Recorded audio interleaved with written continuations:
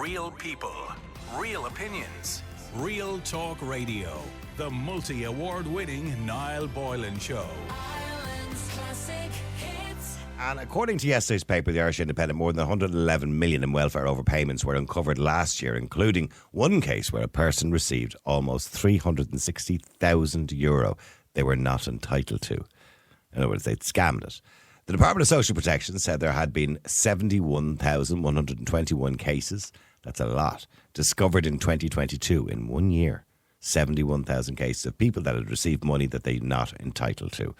The overpayment total was 111,000. That's only the people they caught. Okay? So it works out at an average of around 1,570 per person per case. Now, you could estimate that probably a multiple of that is what's happening, because obviously you don't catch everybody.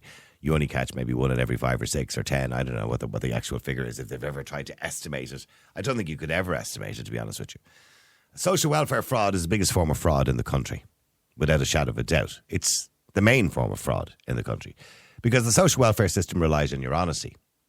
There were at least 10 cases involving sums greater than 200,000, according to figures released under the Freedom of Information.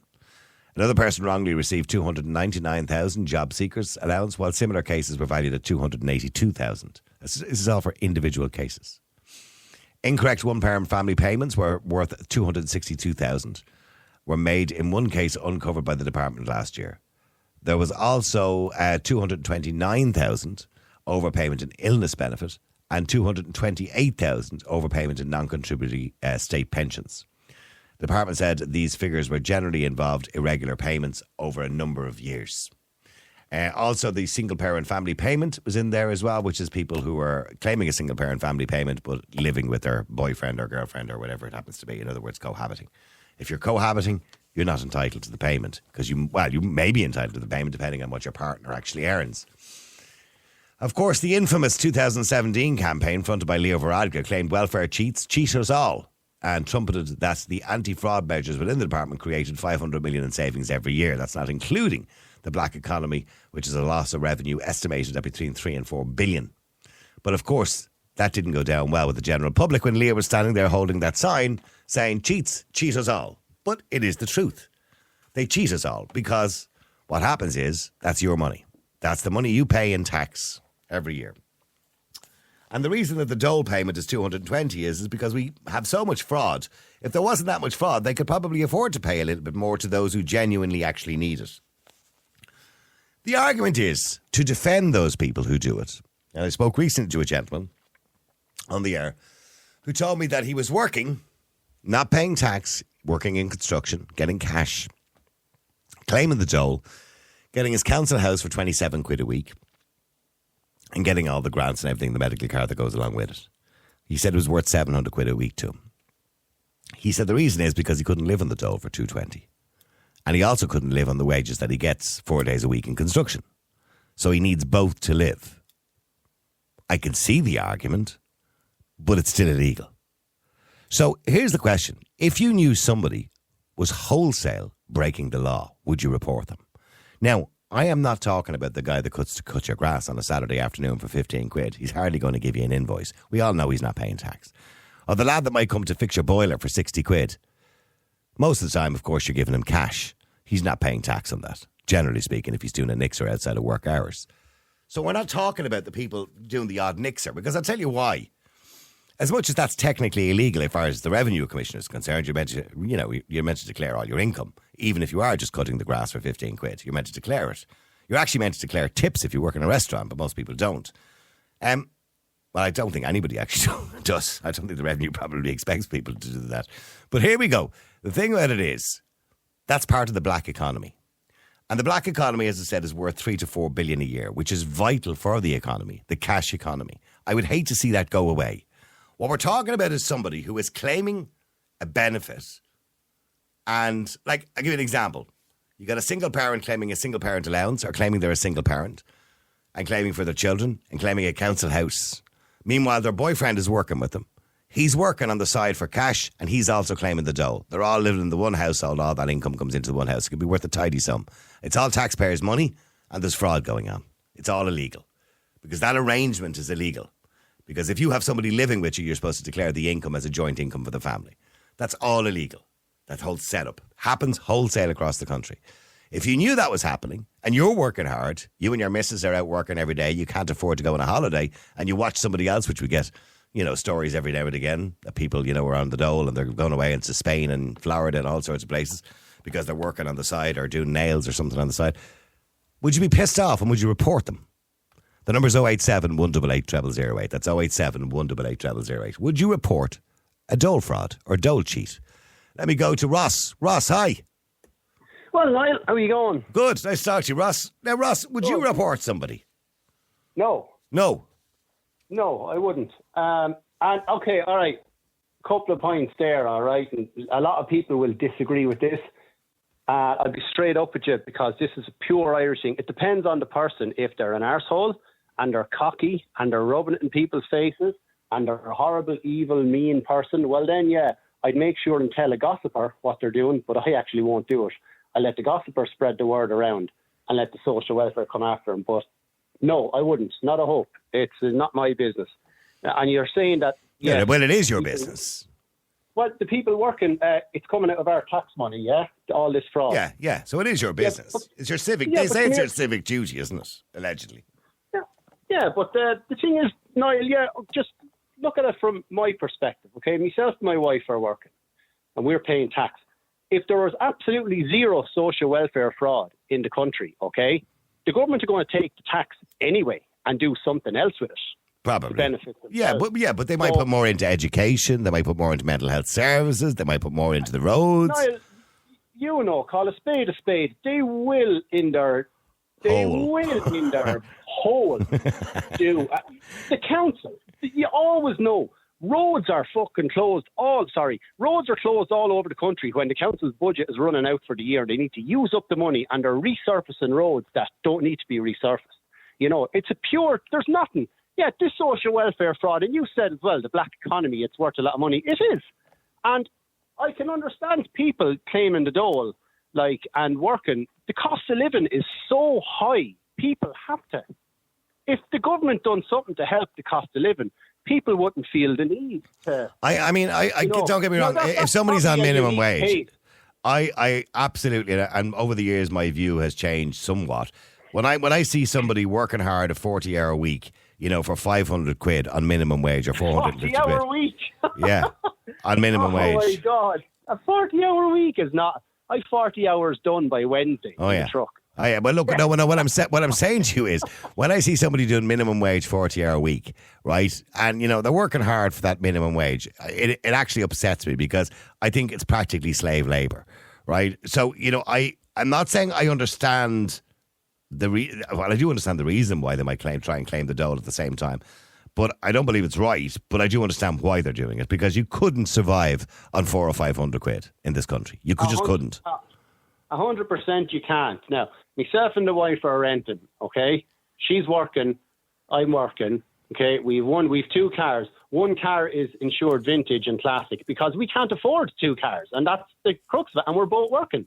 The cost of living and insurance has gone too high. I'm driving a 25-year-old car around the place. Now, it's great, it's reliable. What is it? What is it? What is it? Nissan Primera. It's 25 years old, is it? 23 and a half years old. So the car, what's the car tax? 50 quid because it's a classic car? No, it's 50 quid in a year and a half time. It's still 710 for the year. Oh, Jesus. That's worth more than the car. No, it's not. How much is the Primera worth? I was offered €4,000 for it and I would not take it. Right, okay. I didn't think it was worth that much. Yeah, sure. Lads are going mad for all these old Japanese cars now. So, yeah. And my mother bought it brand new in '95, so there's only 4 owners on it from new. Right. My mother, my 2 sisters, and me. But that's what I'm saying. I would love to sell that, but I'm not going to get anything as reliable for $4,000. And the way it is with the insurance, we have our main car, which is not in fancy. It's an E-Class. It's an old E-Class Mercedes. We've that. And for me to have that and the Primera insured, it's €760 for the two of them. For me to get rid of the Primera and get a middle-of-the-road car, something up the years, yeah, it's going to cost €1,400. Jeez, if Eamon Ryan's listening to you tonight, he'd be shitting himself. No, it's absolutely ridiculous. The cost of living and the cost of insurance. And I can understand why some guy, now he's in a council house, like his rent is what, €27 a week? Yeah, okay, yeah. I can understand, that would really piss someone off, because Well, like... particularly if you were living next door to him and you were paying a mortgage of £1,600 for the same house. Yeah, that's it, yeah. A rent like rent, our rent is 1,000 plus. Yeah. And it's just, I can understand people doing it, but Yeah.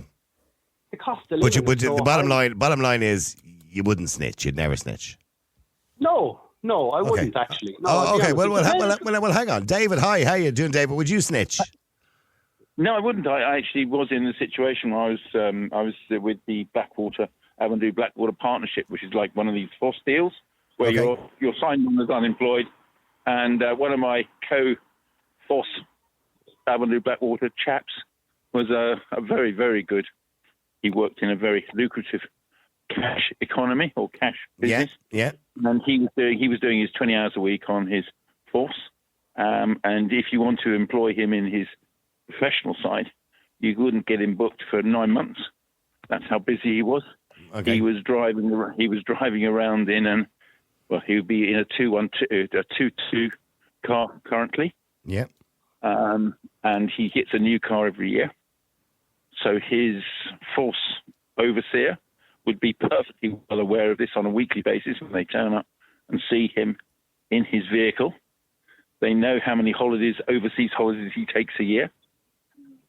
So they are actually in alignment with it. Yet again, there's another lad I know who's got very little. He was doing gardens for £15 on a Saturday afternoon on his dole, and he got somebody in jobbed him in. Now, I'd feel bad for a fella like him who was cutting a few, gardens at the weekend to make a few extra quid. I'd feel bad. What I'd like to bring in is that I'm aware of an ESB engineer who are exceedingly well paid. They running around in an ESB van for about 4 days a week doing ESB business, and he then goes off the reservation and pulls a foxer. Pulls a what? A foxer. What's that? He does a job on the quiet. Oh, okay. Foxer is an English word for nixer. Oh, okay. Sorry, right. I didn't know that. Okay. Yeah. Now, David. Sorry for interrupting. Okay, well, David, I've no problem with people doing nixers. Nixers, as I said earlier on, is part of the black economy. You're joking me. He's using ESB gear. Well, if he's using the gear now, if he's robbing gear, that's different, right? Okay. I don't mind him using the van. Well, to do what he's doing, he must have the overseer's agreement. So the overseer's on the take as well. Yeah. So if he's using equipment and using materials that taxpayers are paying for through the ESB, well, then that's wrong. I don't want him using the van if he needs to use the van for a bit of nixer on the side. But I mean, as I said, black economy is important. I don't want to see a day where the lad that comes to fix your dishwasher has to, is forced to give you an invoice and you have to pay him tax and VAT and everything else and sure double the price. I mean, I get that it's wrong. The revenue will tell you that you're supposed to pay tax on all of that money. But if a guy is working, paying his taxes, and he's going out and doing a couple of jobs, during the week to make an extra 50, 60 quid, to provide a holiday for the family, I don't see an issue with that. What we're talking about here is wholesale fraud of claiming a welfare. So in other words, claiming taxpayers' money and welfare and also working on the side as well and not paying any tax. So you're robbing everybody. Oh, sorry, David. I lost David there a second. You there? David, are you gone? Oh. Sorry, yeah, no, thank you. No, well, these guys, they're pulling these foxes. They're pulling their salary. They're getting the cash in the back pocket for the foxes. This is we're not talking sort of what the sort of 4 billion that you're talking about with people on the dole.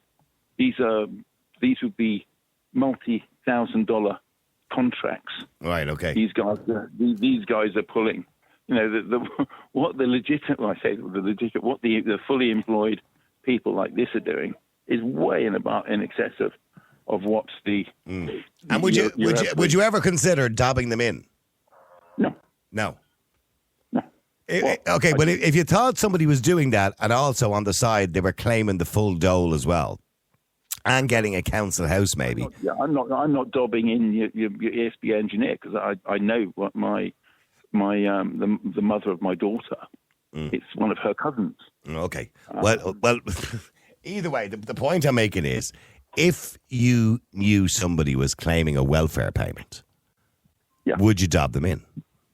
No, because you everything that's going on there's a bit of a history, I think, going back yonks. If you look at what went on down at Spike Island, the only reason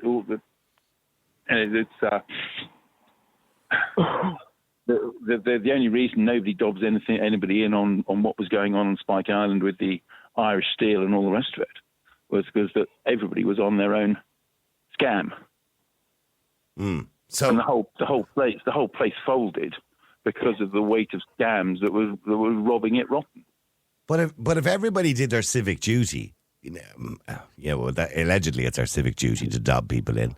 If everybody did that, it would be a better place, allegedly, for everybody. Well, it'd be nice if they started at the politicians. Well, and now we get into whataboutery. You know what I mean? And I get that. Sorry about that. But no, it's okay. It's okay, but because I understand that. It makes me laugh when Varadkar stands up and saying they're robbing from all of us. And that's the biggest thief I've ever seen. Well, you mightn't think that he's worth the money he's getting. All right, that's fair enough. Bertie Ahern not having a bank account. Yeah, well, I know. Well, politicians have been dishonest throughout the years. Well, let me go to Dave. Dave, how you doing? What's the crack? What's the crack, Dave? How are you? Dave, would you snitch on somebody? Ross said no, absolutely not. And he's well aware of probably people that do it. So David is well aware as well of people that are on the take, and he wouldn't dob them in either. No, I wouldn't. No, I don't believe in doing the state's job for them. Thanks very much. You don't believe in doing the state's job for them? No, it's their job to root out cheats. It's their job to root out people who are scamming the system. So if they have such an issue with it, reform the system. Well, if it's so easy to screw the system, then reform it. Well, the system, the social welfare system and the revenue system relies mainly on honesty. Now, there is ways of catching people, but it does rely on your honesty. Niall, it does. Yeah, sorry, Ross. What are you trying to say?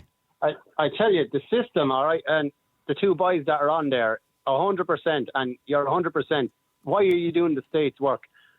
The system, social welfare system, is a shambles. As long as I'm working, since I ever started working, it's always been a shambles. Yeah, I know. You can go into the social welfare with a viz vest, a hard hat on, and a console on your shoulder, and sign on, and no one would question you. And I've done that.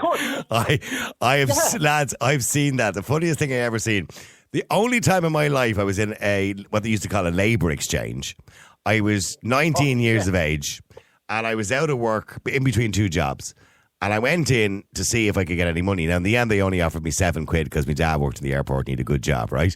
So they only offered me £7. But sure, look, hey, it was 30 years or more, 40 years ago. Was it 40 years ago? It must be nearly, yeah. And £7 was all right? So I went in and I'm standing there in the queue. So you went to the first queue and you got your sheet of paper, and then you went to another queue and you collect your money, right?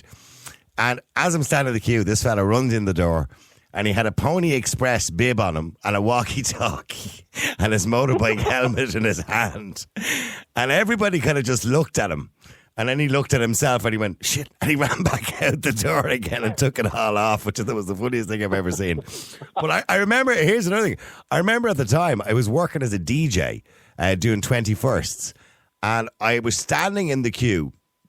I think I was on it for about 2 or 3 weeks at the very most. And I was standing in the queue and this girl called me over. I was at the end of the queue and she went, pss, pss, pss, pss, pss. She was behind the counter. And I went, like me, and I went, shit, So I went over anyway and she said, you're the DJ out in the country club there in Portmarnock, aren't you? Now, this is 40 years ago, by the way, lads.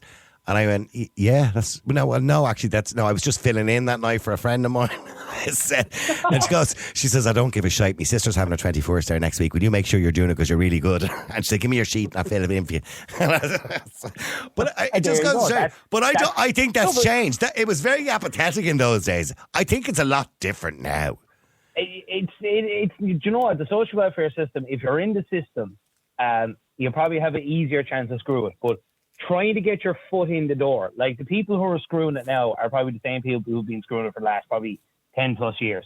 If you try to do it nowadays, it's a lot harder because most social welfare payments are linked to revenue, and if the revenue come after you, you're screwed, basically. But, like, it's not just so people on social welfare that are screwing the system.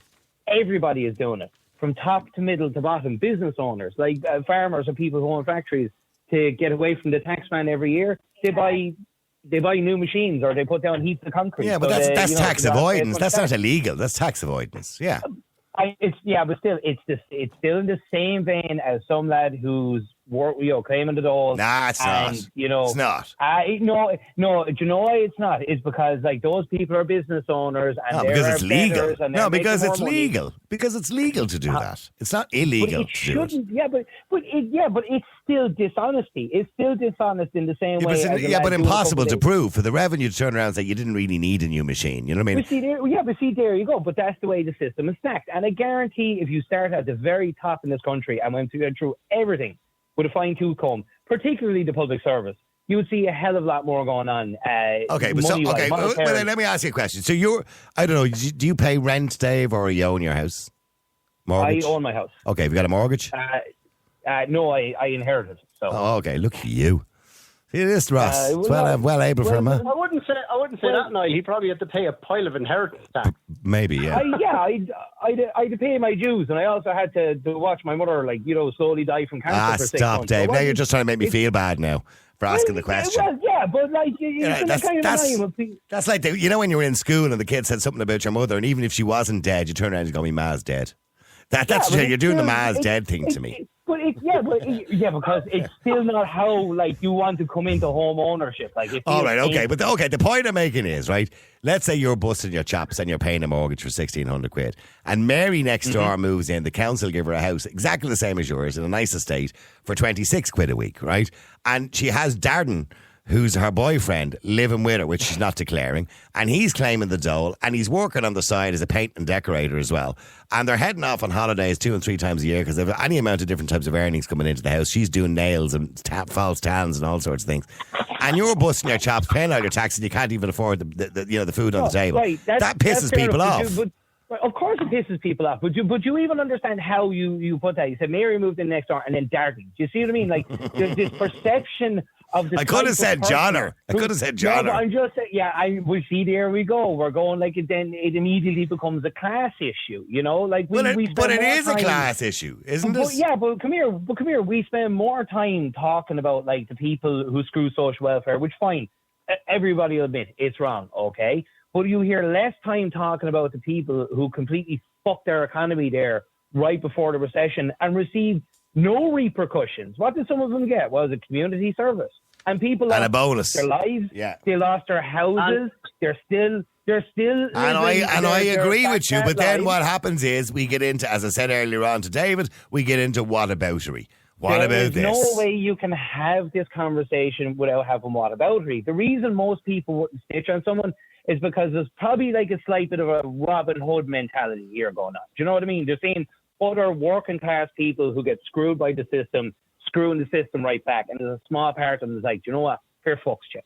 You know? Here's a perspective. Go on, Ross. You can agree or disagree with this. You dobbing someone in or snitching on them, okay, with the cost of living, and it's in the radio and the papers every day, every week, you could be getting someone from keeping their head above water to death, and they go and kill themselves. And that's another thing as well, because the cost of everything is so high. And within a month in this country, you can go from your head above water to homeless and in debt within less than a month. I know. There was a recent research there. 1 in 4 people are one pay packet away from poverty. Yeah. Yeah. And you snitching on someone could be their demise. And do you know what? It's such an Irish thing to rat the neighbour out. You see someone doing well, or you see someone who's doing slightly better than you, whether it's above board or not above board, the scowling and the bitching that goes on, it does my head in. And that, would you agree with that you ratting them out could be the finish of them? No, okay, I get you. No, I'm taking that point on board. Hang on, let me just go to John. Hang on. John, how you doing? How are you? John, now you're a mechanic. I'm a mechanic. Oh, God. Right. I agree with the last fella that was just on there. I'm absolutely sick of people like that. What sour fuckers. That English fella, I'm sorry, nothing against English people around, but oh my God, mate, you are sour. What's his problem? A fella goes to work all day and then does an IXAR that he's trained to do. Like, he's trying to make an extra. Yeah, but I think now, in fairness, I don't mind. I said I didn't mind him using the ESB van, but if he's using, but hang on, but if he's using the equipment and if he's not the equipment, if he's using the raw materials that are paid for by the ESB, well, then he's stealing as well. Well, sure, you can't be. You won't be able to do that. Like, go down with a big roll of pipe, a big 10 meters of pipe, and run it through someone's house. You might use a little bit extra from a job. Like me, it'd be like me if I had a bit of leftover oil from someone's service. I'd use it to top up my car. I know I don't work for the government, I know, but like you're strangled in every way, shape or form by taxation and cost of living and everything. How can people be sour? Look, we all know someone that has a gas that's paid for by the council or what have you, or get this and that. Fair play to them. Fair play to them. Yeah, again, I'm not talking about Nixers, and I know mechanics are well known for their Nixers, of course, because everybody has a friend who's a mechanic and can come around to the house and do a job for you. Saying, pulling off a Foxstar, as if you're doing something wrong. You're not doing anything wrong. I think Nixers or Foxers, as he called them. I'd never heard the word Foxer before until now. Nixers, I think, is something that we accept as part of the economy, and I think the government even and the revenue accept that people do Nixers. It's not you're not supposed to do it, but we all accept it happens because the black economy is important. It reminded me of that little story that you did there last week with the 50 quid that went around. Oh, yeah, the 50 quid story. Did you like that story? It's a good story, isn't it? Brought me kind of back to that. You know, that kind of how many people have you told that story to, by the way? How many people have you told that story to since? I haven't told anybody. I haven't actually, and usually I spread the word. I haven't said anything about that. But no, that story on a podcast. I'd love to hear that story. I'm not going to tell it. It's actually a very quick story, but I'm not going to tell it again. When I said it last week, we got the amount of texting. Well, you asked Noel to say that story again. It's about how the economy works. It's a really simple story about how the economy works. Do you want me to tell the story again? Let John finish there. John, I was actually enjoying listening to John. Yeah, so am I. And I'm going to get John's number after the show in case I have problems with my car. He'll fix it for me. But go on. Go on. I can't do an extra for you now. I have to be done through above board. Amazon vouchers only. I just wanted to say, if it wasn't for things like, look, we're getting to a different kind of fish here. Why be annoyed at your neighbour or whatever that gets a bit of a benefit here and there when there's people that aren't even, you know what I'm going to say next, there's people that aren't even from or getting more than, like, I am crippled with tax. If I show, like, I am crippled with tax. It's unbelievable. Mm-hmm. No, and I know. Like, it's just the way it is, and you can't, like, it's just, if you can do it, do it. The government's argument is, right, here's the government's argument. And it is their job to find it, no one else. Okay, but if you're walking down the road and you see a fella climbing in your neighbour's window, right? Yeah. And you know they're away on holidays, would you ring the guards? No, I'd pull them out of the window. Oh, well, okay, but most people say okay. Of course, you'd ring the guards. So the government's argument is that fraud is theft and you're stealing from people. So why wouldn't you ring the guards with the social welfare? But I would ring the guards, right? I would, right? But it's a different. That's Noel. Breaking into someone's house is very personal. Like people, like the government and the social welfare are leaving their hands out to be slapped. Like it's easy for people to scam off them. So it is what it is, and it's down to them to chase it, not down for people to rat them out. But they'd never have enough money, you know. And I'd say this to both Dave and Ross as well. If you were to employ enough people to catch everybody who is scamming the system and the social welfare, sure, it wouldn't be worth catching them then because you'd spend so much money on administration. The money you don't need the extra money. You know? Niall, in all fairness, they're not really worked to the bone now, in fairness. They start at 9 and finish at 4. Come on. And they're off for their break between 12 and 2. Yeah, I know. Exactly. So, come on. I was looking for a spokesperson from one government department there about 2 weeks ago for the show, and I rang up for this particular person, and their department was opened at 10 o'clock, closed at 12, opened at 2, and closed at 4. And I said, there's not a lot of work being done in that place. I can say that. They're on savage money, like. Well, I don't know how much money they're on, but still, it's a job for life, isn't it? Civil service, anyway. It's a bit of that now, yeah. Yeah. Maybe we should be dabbing them in as well. It's a job for life. It's a job for life. You don't have to work particularly hard, and there's a nice big fat pension for you at the end of it. So yeah. there's enough people working in the civil service. Yeah, there's 600,000 people working in the civil service in Ireland. And you're telling me they need more to catch social welfare chiefs? Come on, it's not down to lack. Yeah, but I'm looking at the figures in the Irish Independent yesterday. Like one person alone received 360,000 they shouldn't have received. Yeah, but that was 360,000. Oh, that's over time, I'm assuming. Yeah. Yeah, that's over a period of what? Probably 10 or 15 years. Well, I don't know. And they probably knew someone working in the office, and all of a sudden that person's retired, and there's no repercussions, so they're caught now. Yeah, and what they do in those cases is they just take back a certain amount. The corruption in the social welfare system is the same as every system in Ireland. The corruption. But that doesn't make it right. Yeah, but sure, like I said, how? We're kind of saying it almost like, the retail sector. When you open a big store like Penny's, for example, right, or Harvey Norman's or whatever it is, you allow a certain amount every year for theft. So you'll allow 4 million for theft. Well, you shouldn't have to allow 4 million for theft because people shouldn't be stealing. Do you understand what I'm saying? The same way as the welfare obviously allow a certain amount of money for fraud every year. Yeah, but there's no system in the world that's completely infallible. Like, they're created by people, and human beings are fantastic at finding flaws in systems and then exploiting them. You're never going to have a system that's 100% unscrewable. Yeah. I get you. The Irish will find us. Yeah. By the way, John, see what you've started now. They're texting in now, want to hear the story now. See what I mean? See what you started there now? Well, no, listen, it's not going to tell itself. It's not what?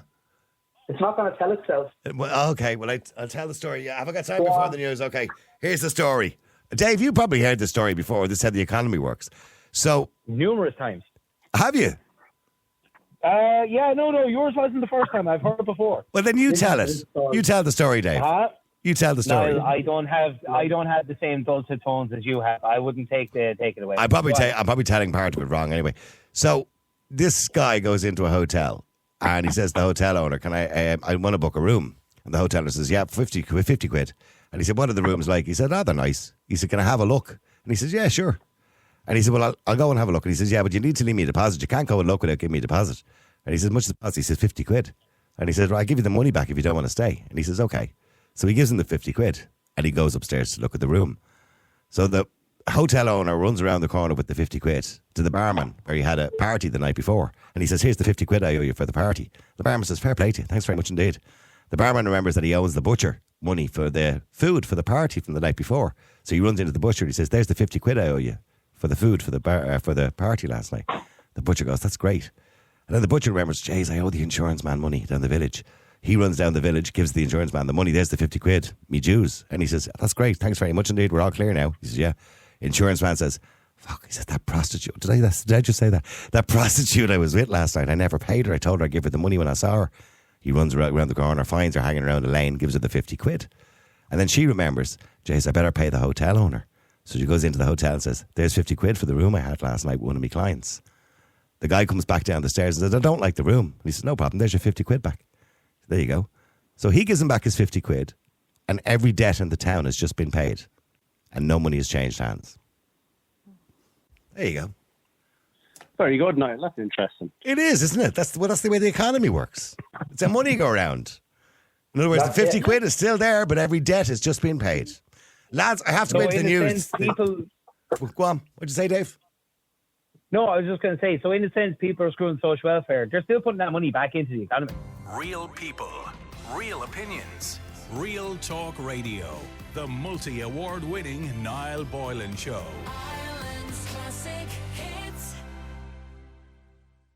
McCarthy Insurance Group, serving the community for over 70 years. For home, farm, motor, life, health and business insurance, log on to mig.ie or free phone 1800 50 11 11. Probably your best call in 2024. Charles McCarthy Insurance is trading as McCarthy Insurance Group, is regulated by the Central Bank of Ireland.